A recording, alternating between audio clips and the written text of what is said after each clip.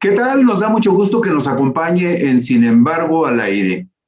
Ustedes recordarán las imágenes que vimos tanto en los medios convencionales como en las redes sociales de la agresión salvaje que los aficionados del Querétaro perpetraron en contra de los aficionados del Atlas.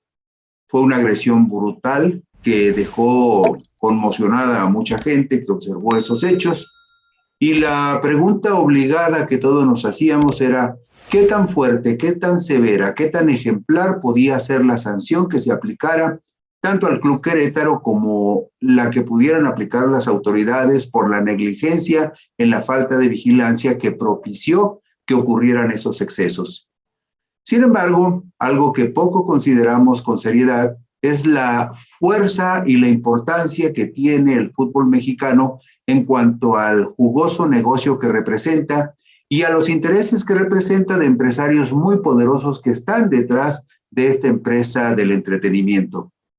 Sobre ese tema, sobre las razones de lo que hay más allá de lo que vimos en la televisión o en las redes sociales, de la importancia que tiene y de la influencia que tiene esta industria en nuestro país, es de lo que hoy les comentaré en mi columna Puntos y Contrapuntos. Sus nombres aparecen en forma recurrente allí donde hay negocios muy lucrativos, en condiciones privilegiadas, al amparo de la opacidad, del tráfico de influencias y de las relaciones inconfesables. La violencia en el fútbol mexicano, cuya expresión más salvaje la observamos en el Estadio La Corregidora de Querétaro, sede del equipo Gallos Blancos, que dejó 26 simpatizantes del Atlas heridos, 3 de ellos de suma gravedad, el reciente sábado 5 de marzo del 2022. Eso es solo la punta del iceberg de una enfermedad que ha erosionado profundamente un negocio que se ha sustraído durante décadas de la supervisión estricta del gobierno y que privilegia el lucro por encima de la seguridad y la protección de los aficionados. Dueños de televisoras, de cerveceras, de refresqueras, de cementeras o casas de apuestas están detrás de los 18 clubes que conforman la Liga Mexicana de Fútbol. Esto lo publicó en Sin embargo la reportera Guadalupe Fuentes López el pasado miércoles 9 de marzo del 2022. Estos multimillonarios, entre los que se encuentran Ricardo Salinas Pliego de Grupo Salinas y de Televisión Azteca, Emilio Azcárraga de Grupo Televisa, José Antonio Fernández Carvajal de FEMSA y Jorge Hanron de los Casinos Caliente, han aprovechado la pasión de los mexicanos por el balompié para apoderarse de ese lucrativo negocio sin importarles la integridad de aficionados y de jugadores. Siempre presentes en los grandes negocios y en la política, sus intereses trascienden más allá del fútbol. El martes 1 de mayo del 2018, la revista Proceso reseñó que desde una semana antes, Andrés Manuel López Obrador había insistido en que su adversario priista en la contienda presidencial, José Antonio Meade Curibreña, lo querían bajar de la contienda electoral, que había empresarios involucrados en ese propósito. Desde Zongolica, Veracruz, reiteró sus señalamientos y hasta identificó a quienes dijo eran traficantes de influencias, que querían seguir saqueando y mandando la mayoría de todos ellos miembros integrantes del Consejo Mexicano de Negocios. Se trataba, según AMLO, de Claudio X González, de Kimberly Clark de México, de Alberto Balleres, de Grupo Val, de Germán Larrea, de Grupo México, de Eduardo Tricio, de Grupo Lala, y de Alejandro Ramírez, de Cinépolis. Tatiana Cloutier, coordinadora de la campaña presidencial de López Obrador, describió en su libro Juntos Hicimos Historia, de Editorial Grijalvo, publicado en 2019, que tuvo conocimiento de que Germán Larrea había pretendido destruir la campaña de AMLO por atreverse a nombrar como senador a Napoleón Gómez Urrutia.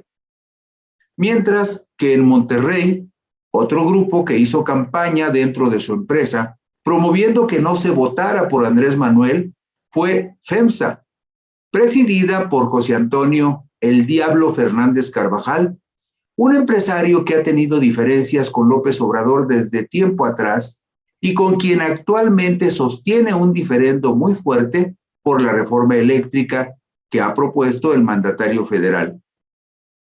Tatiana Cloutier también señaló que Enrique Coppel, presidente y director general de Grupo Coppel, encabezó en 2018 un movimiento en favor del entonces candidato del PRI, José Antonio Meade.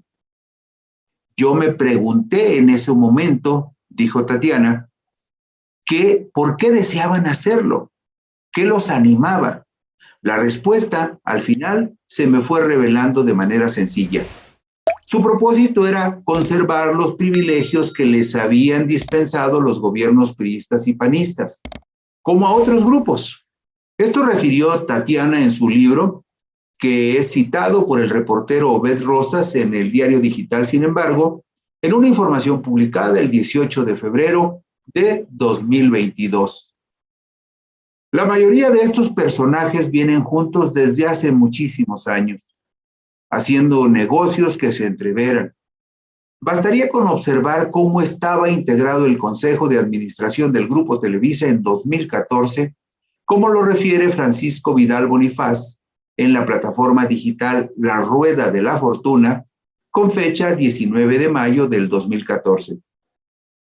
Presidido por Emilio Fernando Azcárraga, el Consejo de Administración de Grupo Televisa estaba integrado, entre otros, por Alberto Balleres González de Grupo Val, de Industria Peñoles y de Palacio de Hierro, por José Antonio Fernández Carvajal, presidente del Consejo de Administración y director general de Fomento Económico Mexicano, FEMSA, empresa que opera a Coca-Cola, Oxxo y la cervecería Cuauhtémoc Moctezuma. También Claudio X González Laporte, entonces presidente del Consejo de Administración de Kimberly-Clark de México, y Roberto Hernández Ramírez, presidente del Consejo de Administración de Banco Nacional de México.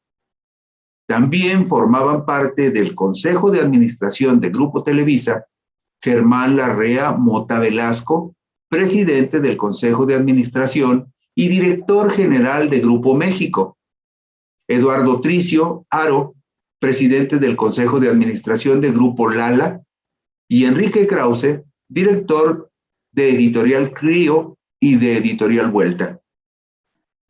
El 1 de octubre de 2019, la organización no gubernamental Fundar, Centro de Análisis e Información, dio a conocer datos proporcionados por el Servicio de Administración Tributaria, el SAT, sobre personas físicas y empresas a quienes se les perdonaron adeudos fiscales entre 2007 y 2015. La información entregada por el SAT involucraba a 7,885 personas y empresas, que en total recibieron beneficios por 172,335 millones de pesos. Los impuestos que dejaron de pagar quienes presentaron amparos ascendieron a 274,000 millones de pesos y las cancelaciones de créditos fiscales sumaron 572,743 millones de pesos. A regañadientes, algunas de estas empresas se han puesto al corriente con sus impuestos. El 10 de septiembre de 2020, el portal de la revista Forbes publicó la lista de algunos que pagaron adeudos fiscales. FEMSA, de José Antonio Fernández Carvajal, pagó 8,790 millones de pesos de impuestos que adeudaba. Walmart se puso a mano con 8,000 millones de pesos. América Móvil de Carlos Slim pagó 8,290 millones de pesos.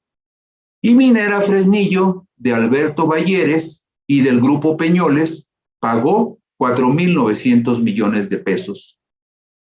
El 3 de diciembre del 2020, el periódico El Financiero reseñó que el Servicio de Administración Tributaria había recuperado 736,000 millones de pesos de adeudos de los contribuyentes en los primeros 2 años del sexenio.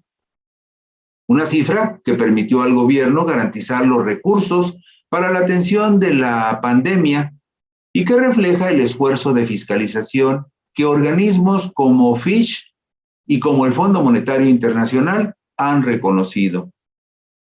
La jornada publicó el 16 de febrero de 2021 que la condonación de impuestos entre 2007 y 2018, periodo que comprende los gobiernos de los expresidentes Felipe Calderón Hinojosa y Enrique Peña Nieto, significó que las arcas públicas dejaron de recibir 413,258 millones de pesos, según datos del SAT. Un ejemplo que ilustra la renuencia de algunos poderosos empresarios a pagar impuestos lo reseña el 5 de febrero de 2021 el portal digital de Aristegui Noticias. Dice que en entrevista en el programa Los Periodistas de la Octava, con Álvaro Delgado y Alejandro Páez, Raquel Buenrostro, la jefa del Servicio de Administración Tributaria, indicó que las empresas de Ricardo Salinas Pliego debían alrededor de 32,000 millones de pesos en impuestos. Los nombres y los intereses que se entreveran en una enorme diversidad de negocios, entre ellos el fútbol mexicano, han estado presentes desde el 2006 tratando de erosionar la imagen y las campañas presidenciales de López Obrador. Y actualmente, agazapados, encubiertos, algunos de ellos respaldan y financian la oposición contra la Cuarta Transformación, por una razón muy simple. Sienten que están perdiendo sus privilegios. Le agradecemos mucho que nos acompañe. Por aquí nos encontraremos dentro de una semana.